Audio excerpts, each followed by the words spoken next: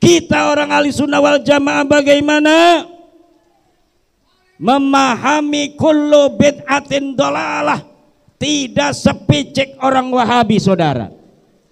Kullu itu, kullu dalam Al-Quran maknanya bukan hanya semua, tapi ada makna sebagian. Allah berfirman, wa tudammiru kulla syai'in biidni rabbiha fa asbahu la yura illa masakinuhum.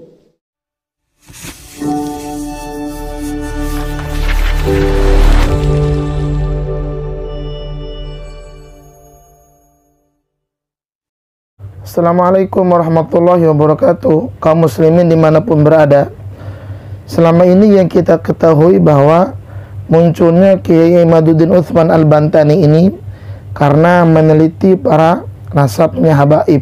Ternyata beliau ini tidak hanya alim mampu meneliti nasabnya para habaib, beliau faqih dalam ilmu-ilmu yang lain. Bahkan belakangan ini muncul videonya mempreteli Wahabi dan Salafi tentang bid'ah yang difahami oleh mereka selama ini. Seorang ulama besar Ibnu Abidin menulis sebuah kitab Syarhul Maulid Libni Hajar, mengatakan dalam kitabnya, inna minal bid'il mahmudati amalal maulidis syarifi minasy syahril ladzi wulida fi, bahwa sebagian dari amalan-amalan bid'ah yang dibaguskan, amalan-amalan bid'ah yang baik adalah melaksanakan perayaan Maulid baginda Nabi di bulan di mana beliau dilahirkan. Maka berarti karena Ibnu Abidin adalah seorang ahli sunnah wal jamaah, pengertian bid'ah menurut ahli sunnah wal jamaah tidak terbatas kepada seperti orang Wahabi menta'rifi pengertian bid'ah. Menurut ahli sunnah wal jamaah, bid'ah terbagi menjadi dua. Ada bid'atun mahmudatun, ada bid'atun mazmumatun. Ada bid'ah yang baik, ada juga bid'ah yang tidak baik. Maulid adalah bid'ah. Mahiyal bid'ah? Al bid'atu kullu ma lam yakun fi ahdin Nabi sallallahu alaihi wasallam. Bid'ah adalah setiap sesuatu yang tidak ada di masa Nabi besar Muhammad sallallahu alaihi wasallam. Maulid tidak pernah dilakukan oleh baginda Nabi seperti sekarang ini. Maulid tidak pernah dilaksanakan oleh sahabat. Maulid tidak pernah dilaksanakan oleh tabi'in. Dia tidak ada di zaman Nabi. Tetapi maulid ini adalah bid'ahnya bid'ah mahmudah, yaitu bid'ah yang baik. Kalau orang Wahabi beda. Bu ngadeg ora apa-apa, sing penting aja ngobrol. Ngerti ngomong Jawa? Ngadeg ora apa-apa, sing penting aja ngobrol. Ngerti ta boten? Alhamdulillah. Kata orang Wahabi, bid'at itu hanya satu. Al bid'atu dhalalah. Bid'ah itu sesat berdasarkan hadis, kullu bid'atin dhalalatun, kullu bid'atin dhalalatun wa kullu dhalalatin finnar. Bid'ah adalah sesat dan setiap yang sesat masuk neraka. Bagi orang Wahabi tidak ada yang namanya bid'ah yang mahmudah.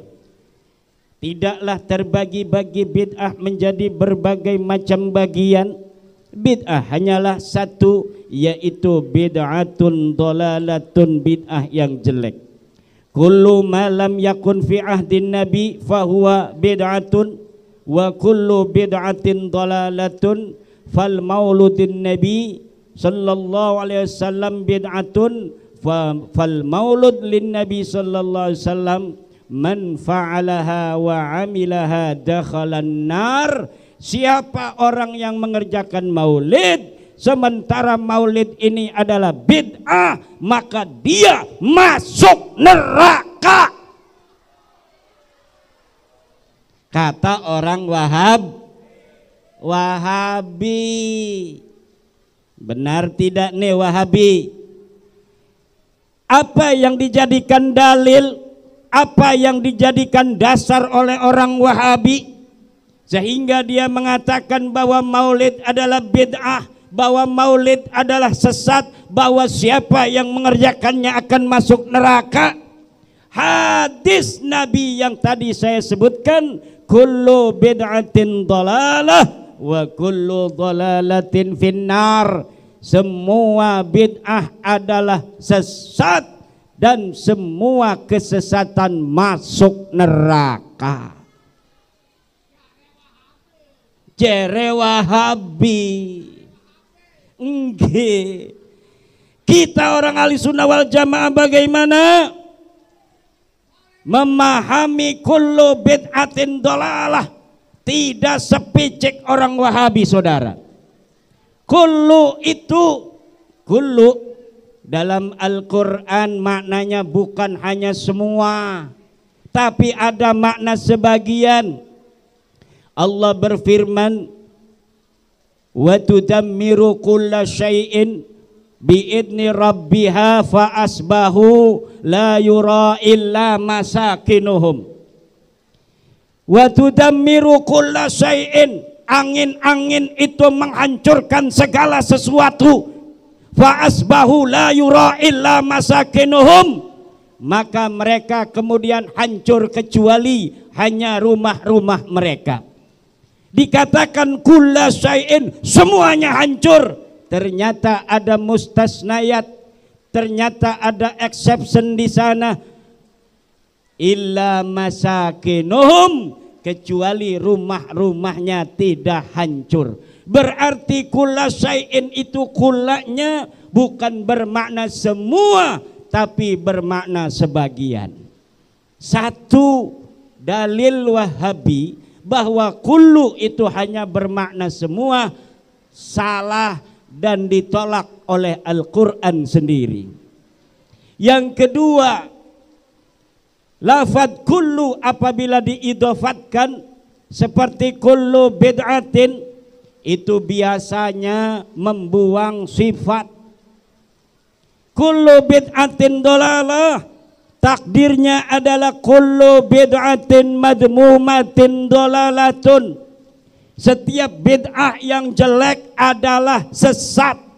Kalau bid'ah tidak jelek maka dia tidak sesat, saudara. Dari mana kiai dapat itu bahwa setiap lafadz kullu yang diidhofatkan kepada nakirah biasanya dia membuang daripada sifat? Dari Al-Quran sendiri yang berbicara. Kata Al-Quran, wa kana wara'ahum malikun ya'khudu kulla safinatin ghasba.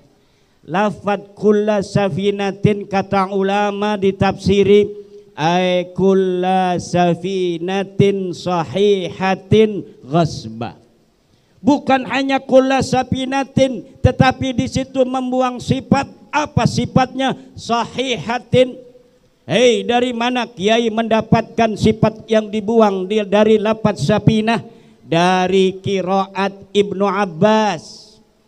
Qiraat Ibnu Abbas mengatakan wa kana amamahum, bukan wara'ahum, wa kana amamahum malikun ya'khudhu kulla safinatin sahihatin ghasba. Itu adalah dalil yang kedua dari ahli sunnah wal jamaah, di mana kata ahli sunnah wal jamaah kullu bid'atin dhalalah. Hadis baginda Nabi besar Muhammad sallallahu alaihi wasallam, bid'ahnya itu membuang daripada sifat, sifatnya adalah kullu bid'atin madmumatin dhalalah. Setiap bid'ah yang tercela adalah sesat. Wa kullu dhalalatin finnar, dan setiap bid'ah yang tercela dia masuk neraka. Nah, sekarang saya tanya ibu-ibu yang berdiri, yang lagi pelanga-pelongo, kapan ini hujan selesai? Hujan selesai pun kelasannya itu sudah basah. Lebih baik sekalian basah ibu-ibu, nanti pahalanya lebih besar dan anyep, enak lagi adem. Alhamdulillah.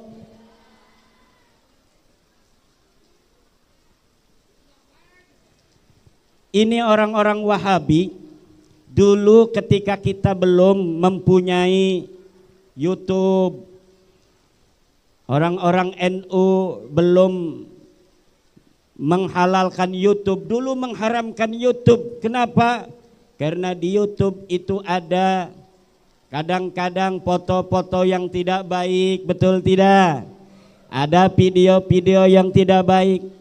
Ternyata medan-medan dakwah di YouTube dilaksanakan oleh orang Wahabi mulai 2010. Akhirnya anak-anak muda kita termakan oleh doktrin-doktrin Wahabi. Sedikit-sedikit bid'ah, sedikit-sedikit sesat, sedikit-sedikit masuk neraka, sedikit-sedikit musyrik, sedikit-sedikit kafir.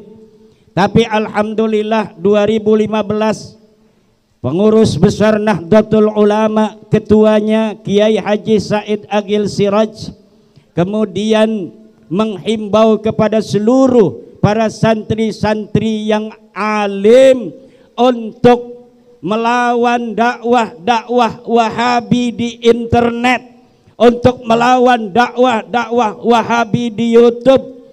Karena ternyata para pejabat sudah pegang YouTube, pegawai Telkom sudah pegang YouTube, polisi sudah pegang YouTube, tentara sudah pegang YouTube. Karena yang ada hanya dakwah Wahabi, akhirnya pejabat nontonnya agama versi Wahabi.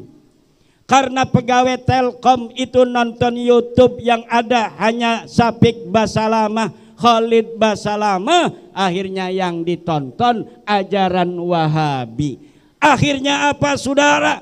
Yang terjadi hari ini, banyak pejabat-pejabat kita yang tidak bisa membedakan mana ajaran ahli sunnah wal jamaah, mana ajaran Wahabi salafi. Akhirnya karena sudah terlanjur, ditarik kembalinya susah. Ditarik kembalinya susah. Alhamdulillah Bapak Kapolri, Bapak Sigit kemudian menginstruksikan kepada para polisi untuk mengaji kitab kuning. Kepala polisi menghimbau, menganjurkan kepada seluruh para polisi dari semua jajaran, mulai dari Mabes Polri, Polda, Polres, Polsek, semuanya ngajinya jangan ngaji Wahabi Salafi, tapi ngajinya kitabku. Alhamdulillah. Saya ibu ngaji kitab kuning ini di pesantren Pontang, di pesantren Sampang Pontang Tirtayasa Serang. Kenapa Kiai Ade Arsudin ini mengundang saya? Karena keluarganya satu alumni, mertuanya adalah alumni Pondok Pesantren Ashabul Maimanah Sampang. Saya lulusan Pondok Pesantren Ashabul Maimanah Sampang. Juga pengurus NU di Jakarta Utara ini Kiai Haji Makmun juga adalah lulusan Pondok Pesantren Ashabul Maimanah. Dan banyak di Muara Angke ini adalah murid daripada Syekhuna Al-Maghfurlah Al-Alim Al-Alamah Al-Wali Syekh Muhammad Sanwani bin Abdul Aziz. Alhamdulillah. Makanya kembali ibu-ibu dan bapak-bapak, orang-orang Wahabi tidak lagi bisa leluasa. Kenapa? Karena anak-anak kita yang lulusan pondok pesantren, yang pinter dia baca kitab, kemudian sekarang mereka rajin di YouTube untuk menghalau daripada ajaran-ajaran takfiri daripada Wahabi Salafi. Ajaran Wahabi Salafi ini berbahaya. Kenapa? Karena ketika ajaran Wahabi Salafi mengatakan itu adalah bid'ah, amalan-amalan orang NU di mana dia bermaulid adalah bid'ah, tahlil adalah bid'ah, ziarah kubur adalah musyrik, musyrik itu kemudian naik ke level kafir, akhirnya mereka takfiri, boleh membunuh orang kafir. Makanya napi-napi teroris yang ada di Indonesia ketika mereka tertangkap, ternyata 99% mereka menggunakan ajaran tauhid Wahabi Salafi. Na'udzubillah. Ini makanya pondok pesantren seperti pondok pesantren Nurul Bahri, Cahaya Laut. Kenapa namanya Cahaya Laut? Karena dekat laut, betul tidak? Kenapa dekat laut? Dekat laut banyak ikan. Makanya orangnya, perempuannya demplon-demplon, cantik-cantik karena banyak makan ikan. Alhamdulillah. Tapi guru saya ini Yai Sanwani yang juga guru keluarga besar Nurul Bahri nggak makan ikan, Bu.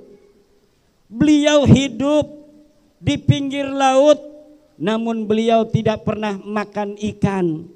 Sampai-sampai ketika beliau itu mondok di Baros, Cengkudu, Abu Yasidik suruh nyari ikan, kemudian mengolah untuk keluarga kiai. Karena disuruh oleh gurunya, beliau mau menangkap ikan dan beliau muntah-muntah. Setelah muntah-muntah, tahulah gurunya bahwa muridnya yang satu ini tidak pernah makan ikan walaupun hidupnya di pinggir laut. Masya. Karena ada di dalam kitab Ta'limul Muta'allim, salah satu bagaimana caranya seorang santri lebih cepat untuk memahami ilmu-ilmu agama adalah tidak memakan ikan. Syekh Nawawi At-Tanara Al-Bantani, orang Tanara dekat kampung saya. Kampung saya namanya Kresek, pinggirnya namanya Tanara. Dari Tanara lahirlah seorang ulama besar dunia yang kitabnya jumlahnya ratusan, saudara, yang dibaca bukan hanya di Indonesia tetapi juga di Malaysia, dibaca di Singapura, dibaca di Thailand Selatan, dibaca di Filipina, dibaca di Saudi, dibaca di Mesir, dibaca di Yordania, dibaca di Syria, dibaca di Yaman, dibaca di negara-negara lainnya. Asalnya dari kampung mana? Orang Tanara.